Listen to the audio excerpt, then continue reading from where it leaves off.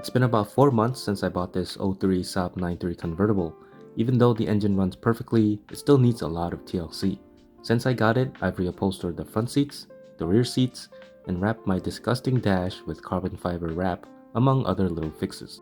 I haven't really touched the outside yet because I'm waiting for the right time to wrap this car, but I came across a fantastic deal on some wheels. It wasn't a straightforward bolt-on. There's been a bit of a saga leading up to this moment, including a failed attempt with some classic wheels, a controversial solution, and a sweet budget flip. And I have a bunch of these little random projects laying around that I just haven't been able to get to because of life. Some of those and this here. So the goal for this video is to finish all of that as best as I can, and then I can move on to bigger and better things. So let's get started. So one minor upgrade that anyone can do really easily are aluminum pedals. These are pedals from AliExpress. The funny thing is, when I ordered these for my old 9.5, they were actually metal, but these ones, they're plastic. So, I mean, they were still like 12 bucks, so I'm not gonna return it. I'm just gonna run it for now. I'm gonna order some metal ones again. It should be, the installation is the same anyway, so I'm gonna install it, but switch them out for the real aluminum ones later. So installing them is pretty easy. You take some pliers and rip out the old ones.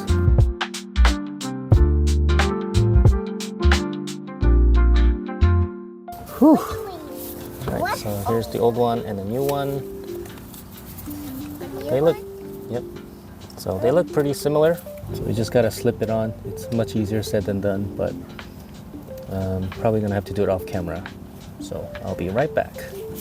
Alright, so that is the after. It took a lot longer than I expected. And actually I said that these are not metal, but during the process I did realize that they are metal. They don't really feel like metal, but you can see right there I kind of dented it. So it's definitely metal. Probably some cheap metal. But now with this aluminum pedals, these tan carpet just doesn't look right, so I'm gonna fix that.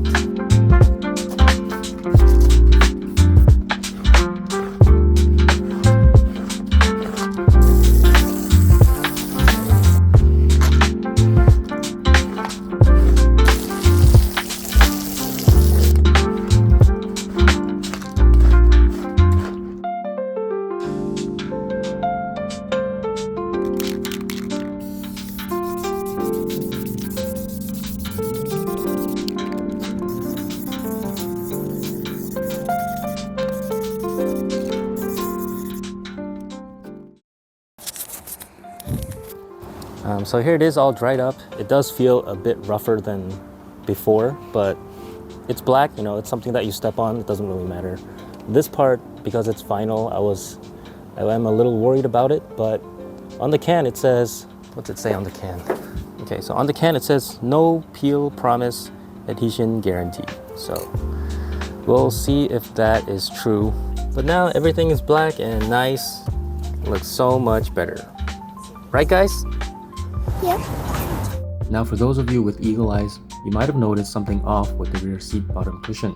It has a funky non-factory pattern. When I ordered the rear seat leather from L-Seat, I mistakenly got the one meant for non-vegan rear seats.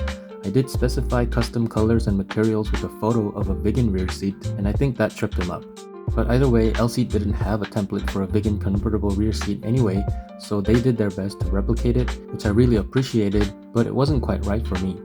So I reached out to them again, and they went above and beyond by asking me to send my original leather skins so they can create the proper template. And voila, they nailed it this time. I won't bore you by rehashing the installation process. If you're curious about that, click this link right here. But now I finally have a proper pattern rear seat, which I'm stoked about. So let's rewind to my first wheel attempt, the Antera Type 121s. These bad boys were retro perfection. They looked incredible, super similar to the stock vegan wheels, but better. Think 18 by 8.5, which is wider and an extra inch of diameter. It was like the vegan wheels on steroids. And to top it off, I snagged them for just $100. At that point, I felt like an evil genius pulling off the ultimate car mod heist. The plan was to sand down the chrome, repaint them, and end up with what is essentially some 18-inch vegan wheels for a fraction of the price. Brilliant, right? Then came the not so great part. I bought them knowing that I would need some adapters because the bolt pattern was 5x114.3 and my SAAB is 5x110. No big deal, people run adapters all the time and I always see them for sale for like $100. So let's talk about adapters. These things are a hot topic. Some people swear by them like they're the unsung hero that unlocks hidden potential for wheel fitment, while others act like you just insulted their whole entire family tree if you even mention them. It turns out that high quality, safe adapters are not cheap. We're talking over $300, which is 3 times what I paid for the wheels. First, they need to be made of forged aluminum so they don't crack under all the pressure and heat. But here's the twist I didn't see coming. The adapter needs to have the correct center bore to match the wheel's hub. And on top of that, adapters come in different thicknesses, so unless you're willing to play a little bit of a guessing game or have the experience to know what you're doing, it's nearly impossible to figure out if they'll even fit properly without physically trying them on. Sure, you could do your research and get pretty close, but spending upwards of $300 on custom adapters that might not even fit just didn't sit right with me. So I decided to skip these wheels and go a different route. I threw the Anteras up on Marketplace for $200, hoping someone would bite. And sure enough, someone bought them and I doubled my money. Now with $200 burning a hole in my pocket, I was on the hunt for a deal.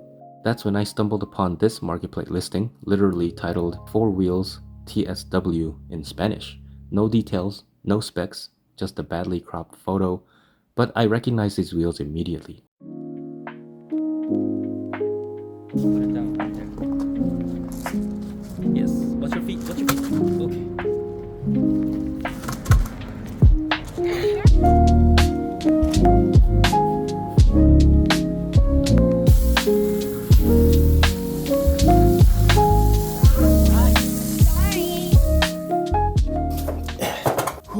And these wheels are called the TSW VX1s, or also known as Venoms. They are 18x8 with the 35 offset.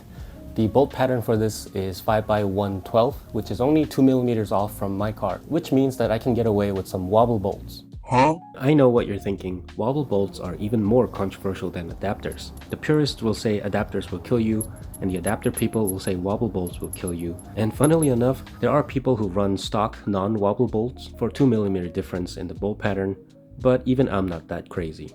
I did my homework though. If you're not tracking or drifting the car, the wobble bolts can more than handle a 2mm difference. So while some people may scoff at the idea, I'm confident these wobble bolts will get the job done without any issues. For tires, I went to a shady tire place because you know the rule, shadier the place, the better the deal. But I met the nicest dude here and he fixed me up with some cheap tires for $200. The reason I went with used tires is because I'm not completely sure how the fitment will be, so I decided to just get used tires for now, and when summer comes around I can get some proper set of tires. I went with 235 40/18s, which should fit under my disgusting stock suspension. Judging from the price, I was expecting to refinish these wheels because at $200 you're not going to find too many wheels in good condition. But after getting these and checking them out in person, they are actually in very good condition. The face of the wheels are mostly scratch-free and obviously no cracks or dents. It came with all 4 center caps and the valves are all good. They all hold air. And I don't think these were mounted for very long, if at all, because the back of the wheel is super clean, like it looks brand new. So I think I got pretty lucky on this. So enough about the wheels, let's go to the car and try to put these on. And another important thing when you're messing with aftermarket wheels are the hub center bore size. I don't have any lug nuts on here right now.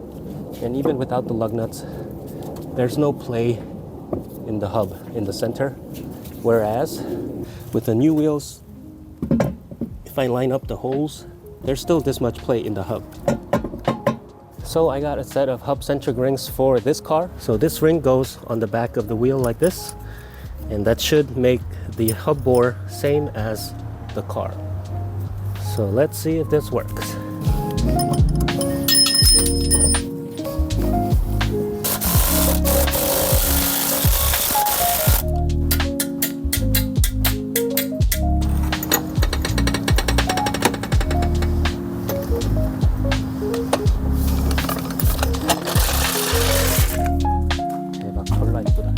So I am so stoked about these wheels. I think they look great, even though they are kind of in a monster truck status right now, which automatically should tell you what I'll be doing soon. I did take it out on a drive and I do feel a bit more of little bumps, but as far as the overall ride quality, I don't think it has sacrificed too much, which is surprising because I went from 16 inches to 18 inches. So I think I scored pretty good on this one. The spokes do stick out a bit farther than I would like, and I don't know how I feel about that, but other than that, I think it looks great. It's definitely from the 90s. It gives it that 90s 2000s vibe, which was what I was originally going for with the Antero wheels.